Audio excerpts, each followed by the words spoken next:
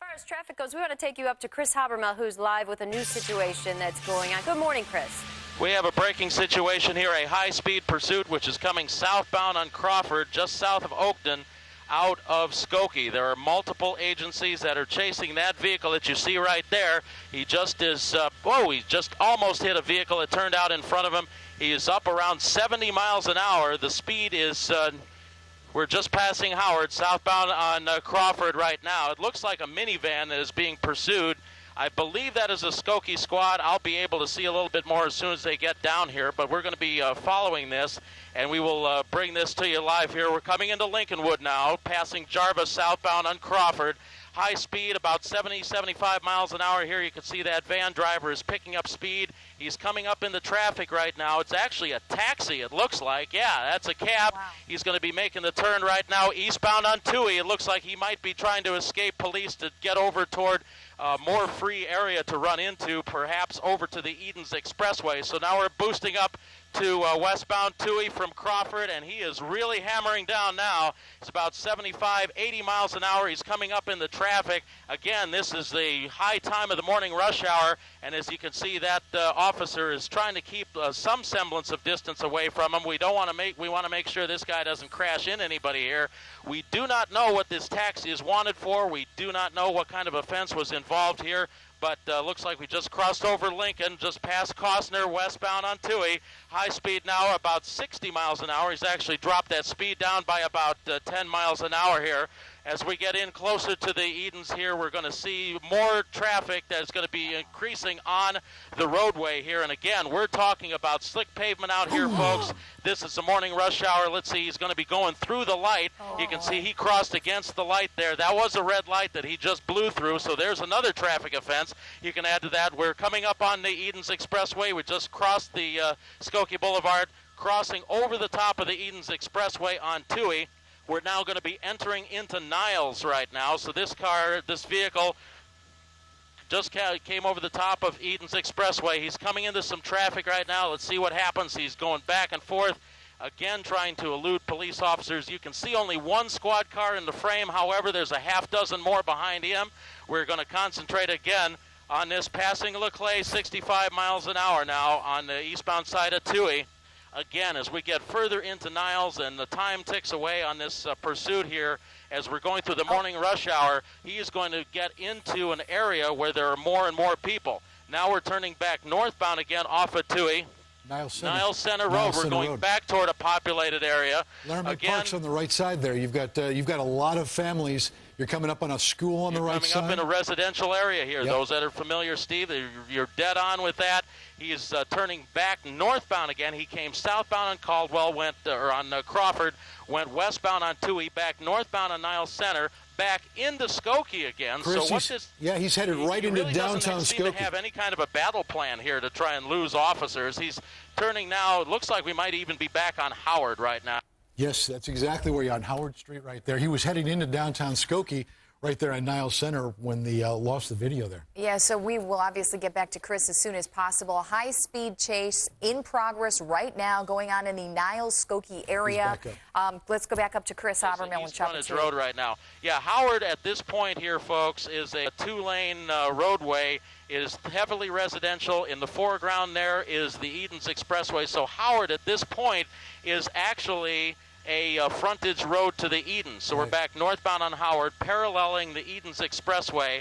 And as he comes around the corner here, he's going to have to weave between vehicles, kind of thread the needle to get away from police officers. But we are back northbound again, not too terribly far away, I would say, from Oakton. So here he is coming up to an intersection. There's another red light just going across Oakton Avenue, just Grosse Pointe Road.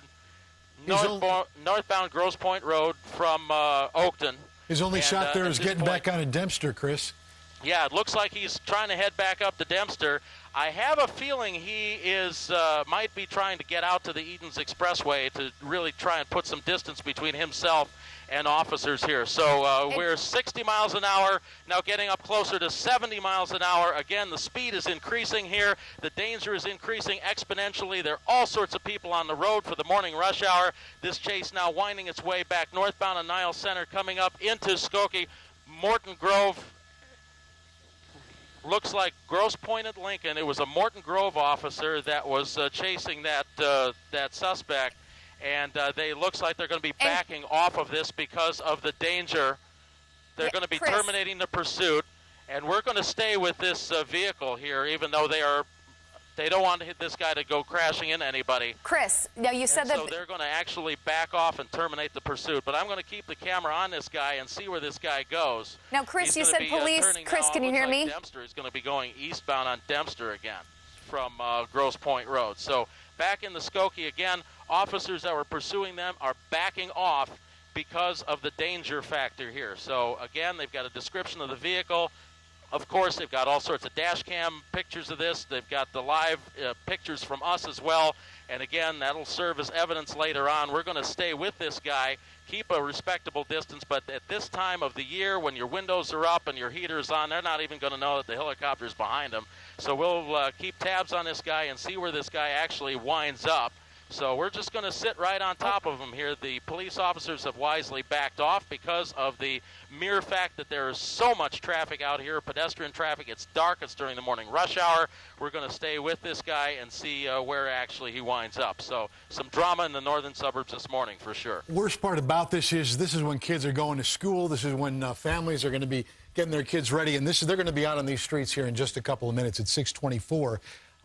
We'll stay with you, Chris. I'm not sure we want to take Okay, we're northbound on Skokie Boulevard now, just north of Dempster. Okay. And he's actually just sitting, looks like he's going to be making a few more turns here. So Chris, we'll can see you what see happens if he dumps this car. Chris, can you, I know you might be having some trouble hearing us. I'm curious about the police presence. You said they backed off, but for a while there was not just one police car following him. There were several cars in pursuit that we couldn't see within the realm of what you're showing us on TV. Tell us where the police presence is, and are they still in the neighborhood, and maybe they're trying to get him from a back road or another way? Well, again, they're going to stay as relatively out of sight here. They could be back quite a distance away from them and just monitoring this guy to see where he actually might be getting out or may dump this vehicle. I don't know what he was wanted for, or if it's even a he. I'm just using that as just a point of reference here. But it looks like he might be back on Dempster again going eastbound. I'm keeping the camera close to this because in situations where it's dark and it's kind of hazy and there's a lot of traffic out here, I don't want to back off of this guy and lose him. So I'm keeping him kind of full frame centered up here as this guy continues eastbound on Dempster into Skokie. He's further into Skokie now. He's east of Skokie Boulevard, and he's all by himself. I don't see, I'm going to see if I can look outside the aircraft instead of looking in there. The officers have backed totally off here. The police presence is gone, and so hopefully that is kind of going to de-escalate this. Yeah. Has he slowed down as a result of the police pulling away from him, or is he still traveling at that dangerously high rate of speed? He's not, you could see actually, he's not signaling lane changes. He has shown some signs of aggressive driving, but not nearly as bad as when the police officers were back there. He's more or less traveling with traffic right now. He is a little bit faster than other cars around there, but not nearly the 60 or 70 miles an hour that we saw before during the height of the pursuit. All right, Chris, we're going to take a quick break right here. We'll come back to you. I know you'll stay with us during the commercial. We have to take a commercial break here at the bottom of the hour. We're coming back with more of CBS 2 Morning News after this. Stay with us. 9 says that there is a whole line of police cars about a quarter of a mile back. So I know what you're looking at home, folks, is a tight shot here of this minivan that was carjacked. But trust us, there are plenty of cop cars in pursuit of this carjacking minivan here. We just can't see them. We want to stay tight on this, just so you know. But this is definitely a pursuit here. Again, you see him stopping from time to time at lights, at intersections, but scary situation, though, because you just never know how this can unfold. That's why they kind of pulled back initially, because they did not want to cause a major crash, a high-speed crash, and endanger anyone else. Well, I got to think he's coming close to approaching the Lakeshore Drive intersection with Sheridan. Yeah, it's got to be getting close. He's on the north boundary of the city. And there's a cop that just turned the corner, if you saw that there. SUV cop, yeah. And if you're just joining us, southbound Sheridan, he's making a turn off. He's not going to go on to Lakeshore Drive. He's going to stay on the side streets here. So now he's heading westbound. Skycam, there he is. And Skycam will take a look and see what road he is on here. You know, Robin, many years as you were in the helicopter, it's tricky sometimes it's not to easy. follow. Yeah, you know, so Skycam 9 is doing a great job. You don't want to look at street signs. You want to follow the cars. These buildings get in the way, right. so yeah, we did not lose them, thank goodness.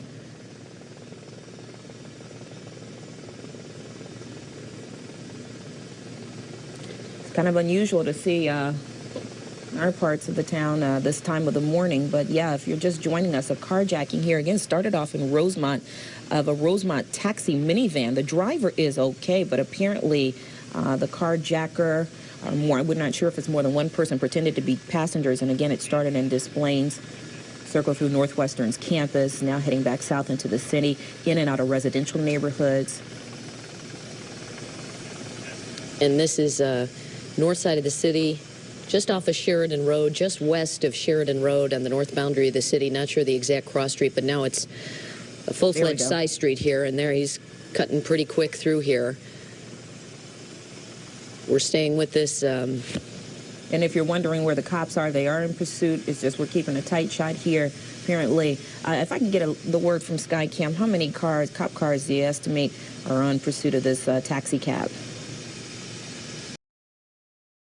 Serves me correctly, I will be able to give you an approximate location coming up here, but you can see he's slowing down. There's some traffic in front of him as he's making his way further and further into the city of Chicago. Not a good idea, because there's a Chicago officer right there waiting for him, and Chicago doesn't play around. Neither do the suburbs, but there's a lot more officers in Chicago on the street than there are in the suburbs. So that being the case, the pursuit is on again, folks, here. Now we're heading southbound. You can see that Chicago's now picked up the pursuit. The speeds are increasing. He's directly underneath the helicopter here. So as we continue to come around the top here, bear with me as I try and get this camera back under control. Oh! And he just was clipped by a school bus there. Don't know if anybody was on the school bus. Let's see what happens. He's going to be getting out of there. He's going to see if he can bail out. He's running. He's running away from there. Well, that didn't work too well. Welcome to a slippery Chicago winter here, bud. Let's see what happens. Here comes the officer. Police officer's got him. He's in custody. There you go. Welcome to Chicago there, pal. Thanks for driving around and ruining our morning rush hour. Here's a set of bracelets for you. And so there you go. Our finest doing a good job. Urlacher would be proud of that guy from the Chicago Police Department. And again, if the offender has been sacked. If you're just joining us, this was a police pursuit we've been watching through the north suburbs involving this stolen taxi cab, which was stolen from Des Plaines about an hour ago. Chris Habermill and Chopper 2 caught up with him, and we've been watching this unfold all morning long as that cab has taken police for quite a ride, so to speak, throughout many northern suburbs. He is now in custody on the north side of Chicago. We're just learning from a taxi driver. He was taking the cab from him. He is okay, the driver. North of Lakeshore Drive. Skycam losing its signal Clark in and out Columbia. Here. I'm sorry? Skycam 9 telling us that's the intersection of Clark and Columbia right now. Clark and Columbia is where it ended. The minivan tried to pass a school bus that was turning left. He got clipped. Thankfully, just clipped the front of the school bus, but he hit a telephone pole, and that is when he had to get out on foot. The suspect in custody. Upper left side of your screen, the minivan cab that ran into the telephone pole after getting clipped by that school bus taking the left-hand turn. Police arrested the guy who, police say, carjacked this cab out in Des Plaines. And this ended on the north side of the city at Clark and Columbia. That's the intersection. No information about the carjacker. The driver of the cab was let out. He is okay. But it was scary as this police chase made its way through the north suburbs and finally to the north boundaries of the city. No word on if any kids were on that bus when the driver tried to pass it and clipped the front end, but we have not seen any kids get off the bus. And nor the driver. Nor the driver, but it looks like minimal damage to that school bus, but had to be a little scary this morning. We will have more information as it becomes available and it's released to us, any information we get about the carjacker or anyone on that bus. The suspect charged in that carjacking that led to a police chase through several suburbs, well, he will be in bond court this morning. 40-year-old Larry Hampton of Chicago faces charges of vehicular hijacking, robbery, and battery. He's accused of robbing a Subway restaurant in Des Plaines on Wednesday, then carjacking a taxi. That chase ended in a crash in the Rogers Park neighborhood. He's a career criminal. He's an animal that shouldn't be on the street, and we're very fortunate that he was taken into custody by Chicago Police Department. The suspect was treated at St. Francis Hospital in Evanston for injuries suffered when the cab crashed.